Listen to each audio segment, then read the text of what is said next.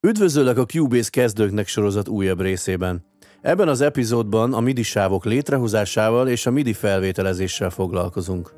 Megmutatom, hogyan hozhatsz létre egy MIDI sávot, hogyan csatlakoztathatsz egy virtuális hangszert, és hogyan vehetsz fel MIDI-t akár egy MIDI billentyűzettel, akár egérrel szerkesztve. Ha készen állsz, vágjunk is bele!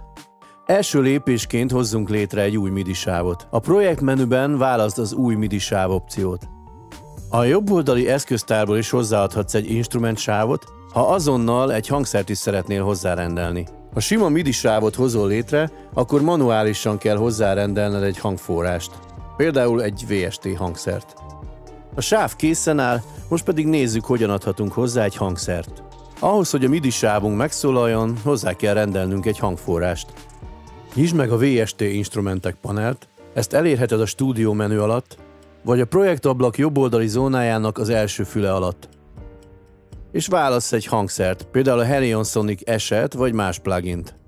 A MIDI sáv kimenetét állítsd erre a hangszerre. A VST instrumenten töltsd be egy hangszínt. Ha van MIDI billentyűzeted, ellenőrizd, hogy a Cubase felismeri-e a bemenetet. Most már minden be van állítva, kezdhetjük a felvételt. A MIDI rögzítés egyszerű. Jelöld ki a MIDI sávot, kapcsold be a metronomot, ha szükséged van rá. Még egy hasznos tipp, kapcsold be a delay kompenzációt, hogy a lehető legalacsonyabb legyen a késés a felvétel közben. Nyomd meg a felvétel gombot és kezdj el játszani a MIDI billentyűzeten.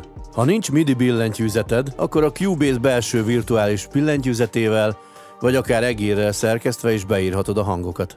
Mehet a felvétel.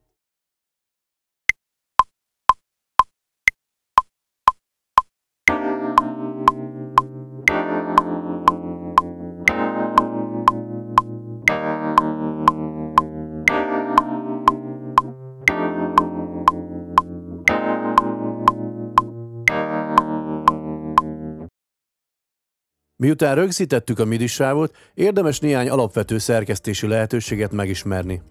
Velocity a leütés erőssége, ami befolyásolja a hangerőt és a dinamikát. Quantize a felvett ütem kissé pontatlan, a Quantize funkció segít pontosan a rácsra illeszteni a hangokat.